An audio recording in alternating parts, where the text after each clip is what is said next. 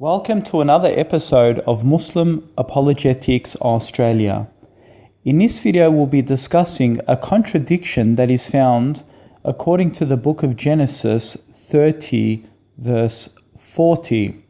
As you know, Brother Ali Atai debated a Christian apologist named David Wood, and in that debate, you'll see a hyperlink below this video, he brought an extraordinary point regarding the contradiction and a blunder of Yahweh in the Bible, who speaks about the reproduction process of animals in his discussion with Jacob, and there is clearly a contradiction within that verse, and in this segment of the video we'll be discussing it. And like I said in my previous videos, the reason why I think my videos are one of the leading apologetic videos is because we show the counter responses from Christians. Some other Muslim apologetic websites or perhaps videos do not really do a lot of that. So I like to do that. I like to show the Christian response and I like to show the counter response. Why? Because it makes the videos a lot more productive when engaging and debating Christians, because I don't like giving you a verse where it shows a contradiction and then you go out and use that against a Christian, but of course you won't see the counter response and you wouldn't know how to deal with a counter response. So I've dealt with a counter response, and I will now provide in this video a rebuttal to those counter responses regarding this verse of Genesis 30 through to 40. Basically, Ali Atai says to David Wood in this debate, whatever you are looking at during mating will determine the physical characteristics of the offspring. Suppose a man has intercourse with his wife while watching Barney, the purple dinosaur. His son will be born purple with a long tail. So basically, Ali Atai was giving an example of this. Now, of course, Barney, the purple dinosaur, is not in the Bible, but there is a comparison to that which Ali Atai presented. So basically we'll go to the verse and see the contradiction and then do the counter response. So the chapter starts from Genesis 30 and we'll scroll right through and we'll go straight to where Jacob's flock increases. Now let's read how Jacob's flock, his animals, actually increases in making shapes of offsprings. Verse 37, it reads, Jacob, however, took fresh cut branches from popular almond and plane trees and made white stripes on them by peeling the bark and exposing the white inner wood of the branches. Then he placed the peeled branches in all of the watering troughs so that they would be directly in front of the flocks when they came to drink. When the flocks were in heat and came to drink, they mated in front of the branches, and they bore young that were streaked or speckled or spotted. Jacob set apart the young of the flocks by themselves, but made the rest face the streaked and the dark-colored animals that belonged to Laban. So basically what Jacob wanted to do is, he wanted the offspring of animals to have particular patterns on their skin, some spotted, some streaked and speckled, and so forth. So in order to do that, Jacob made some stripes into some peeled bark, and he basically did patterns on them. So what he then did was he called the animals towards that particular object that he created, and he made the animals watch that object while mating. Thus, when they did a reproduction while mating, their offspring had those particular patterns. So do you notice the blunder? The Bible tells us that in order for a reproduction to occur in a particular appearance, that you would need to mate in front of a certain object for that object to bear the mark on your offspring. So notice that is a complete contradictory towards science and rationality. That's not how offspring works.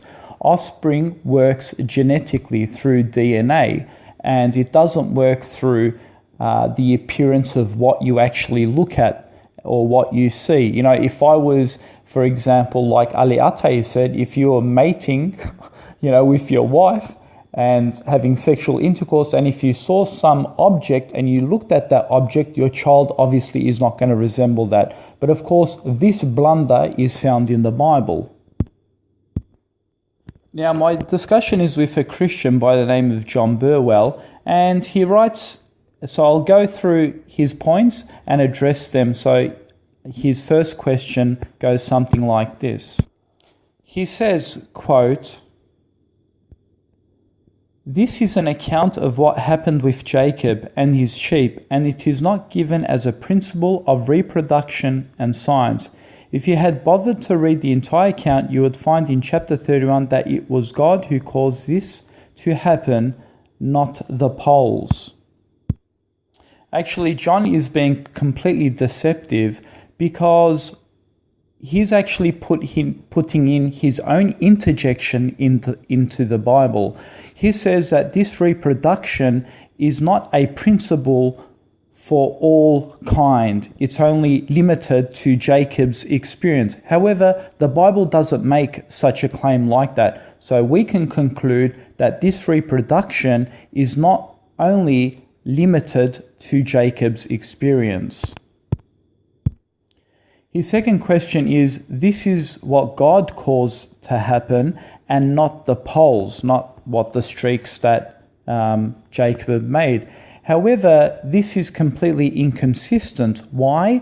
Because it was Jacob who actually made those shapes and sizes, and basically the animals came to watch those shapes and so forth. Otherwise, why would Jacob be needed? Why would Jacob tie himself and go through all of that effort?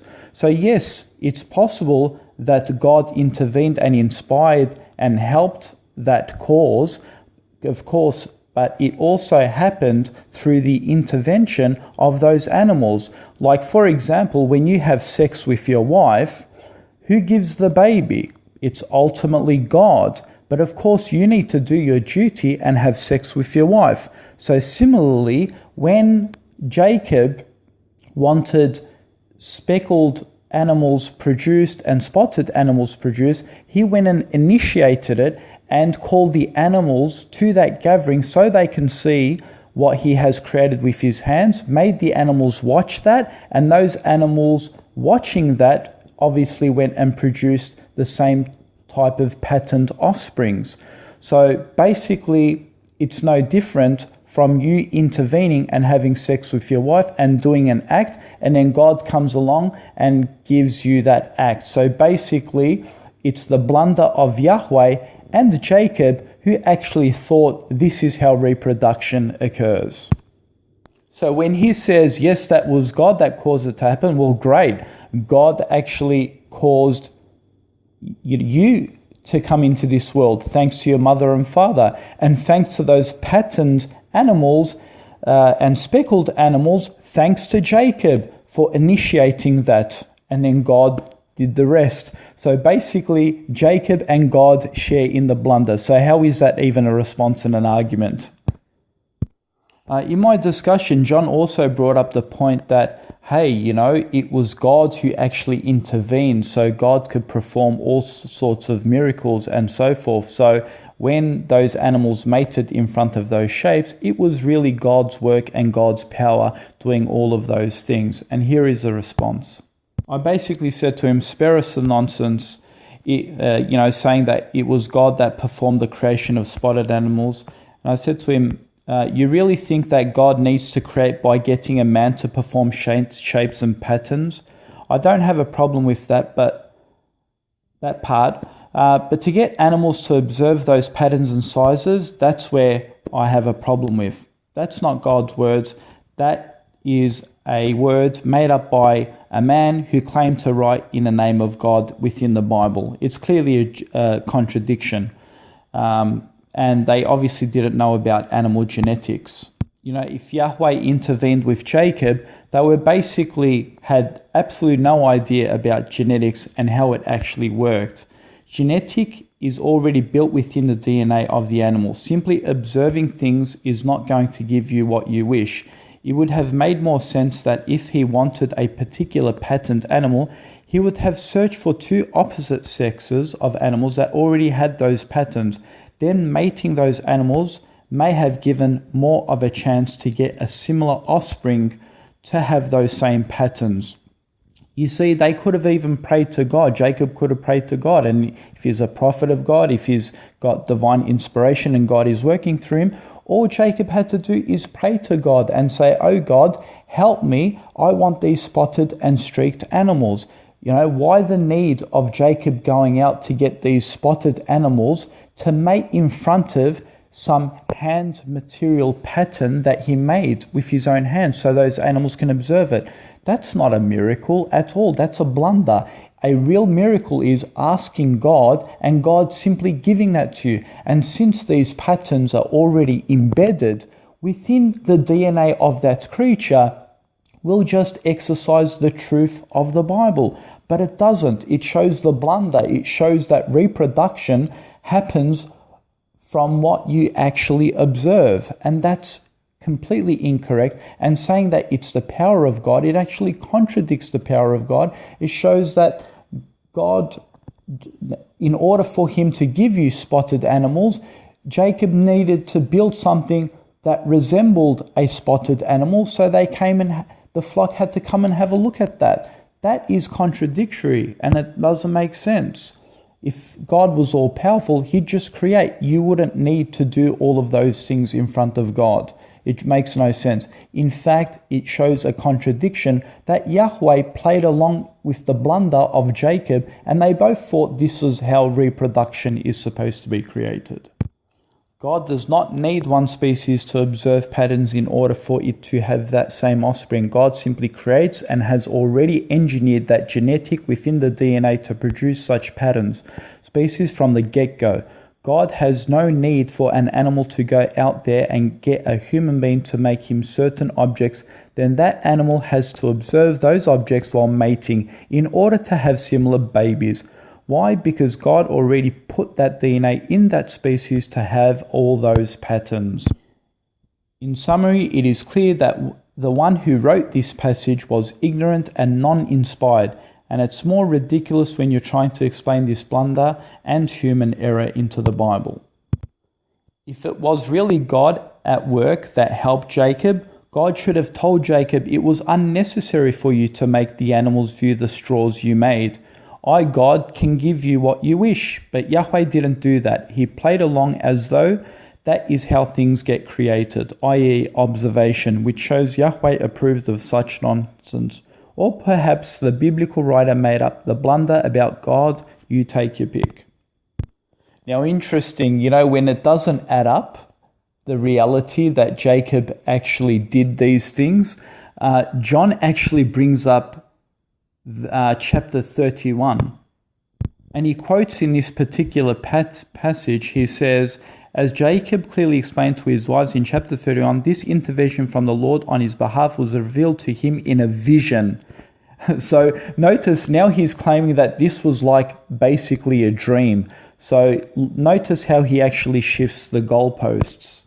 And my basic response to him was, what was shown to Jacob was a vision of the past experience, which was a reality. Notice the whole chapter starts with what Jacob did in the fields. Then later he gets shown a vision as a confirmation of those experiences. I said to him, you tried to make it as though it was all a dream. That the text doesn't say it was all a dream. It was just a vision. God showed him to confirm the past events. I then said to him, you're constantly in desperation, moving the goalposts. In the beginning of this, you admitted this reproduction blunder was not for the rest of God's creation. It was only for Jacob. I said you even went to the extent to say God is powerful enough to do all these things. And then it's funny how when your arguments didn't add up, you left both of these premises and shifted the goalpost to rule everything out as a dream, or basically a vision. Notice who the deceptive person is, because he always called us deceptive and trying to manipulate the verses. At one time, he was preaching how this reality actually described God's power. then he basically leaves these premises out and he just wants to concentrate it on being a vision, quoting chapter 31. Now, why would he do that? To get out of the straitjacket, because he's locked in. Well, he got busted. This proves he has intellectual dishonesty, contradicting his own statements and shifting the goalposts. And we basically said, even if he wants to change the argument and say it was a dream, the text doesn't say that, but it was a vision of past experiences Jacob encountered.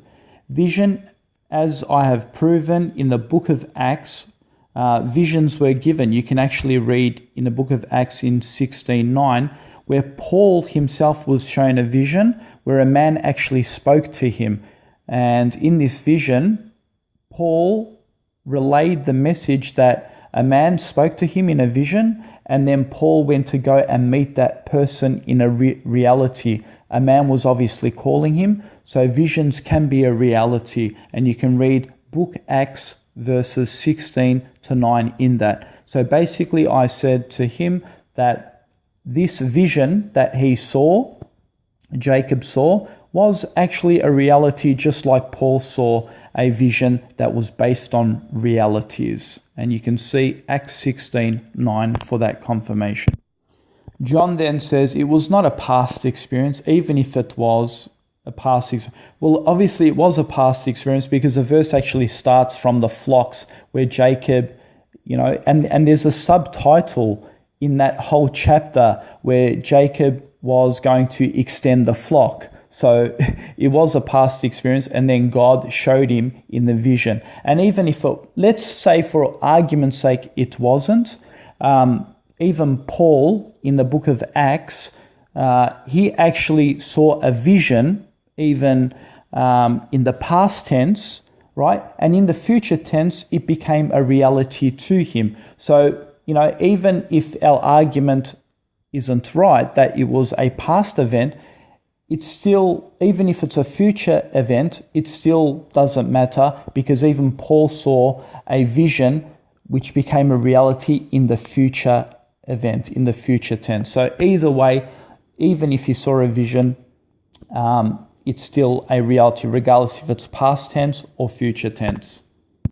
He then goes on in his conclusion to say the fact that it happened was a reality, and the fact that it was the work of God is clear. We already addressed his point on God being the work of that event.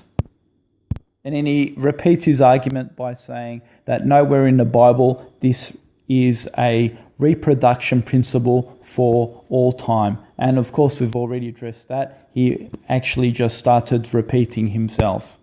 So notice his deception. When the power of God didn't work, and then when the reproduction for only Jacob didn't work in his time, he then went to that it was a vision. And then, of course, he comes back and reaffirms his position to say, oh, no, it was all a reality. Well, why would you bring up Genesis 31 about the vision, right? It shows that you even got debunked there with the book of Acts, where Paul had an experience of a vision, which was also a reality. And notice he just now resorts back to, oh, it was the power of God. So basically, he has no argument. So I said to him in my conclusion, so you agree it was all a reality? Thank you. Yes, your God made a blunder with Jacob, thinking this was how things were created. And back to my original point, God already put the DNA into the species to create those shapes. Thus, God and Jacob made a blunder by making those animals go and mate in the presence of shapes for them to conceive the young to bear those same shapes, when he didn't have to do that, since those shapes were already embedded in the DNA of that creature, and all Jacob had to do is pray to God, and God would have given him those creatures that bared, spotted, and streaked shapes. That's basically it. And he goes on about, again, how this particular verse in the Bible was never supposed to be a principle for reproduction. Well, that principle occurred, and that's how exactly animals are reproduced according to Jacob. So how can you say it wasn't a reproduction for all kind? That's regardless. That event actually happened, and that's how reproduction occurred. So if you want to dispute that's not for all time, well, that's just your opinion one can conclude it is for all time, because Jacob was an example of that, and even God intervened and approved that. Not once did God disprove Jacob's actions and say, no, that's not the way reproduction occurs. God, Yahweh, actually played along with Jacob's reproduction method, which actually shows that the blunder of Jacob and Yahweh were actually coordinated and approved. So that's it. Reproduction blunder according to Genesis 30:40. Be careful if you're actually having sex with your wife and you're watching Barney the purple dinosaur on television. Be careful. According to the Bible, your offspring might turn out like that.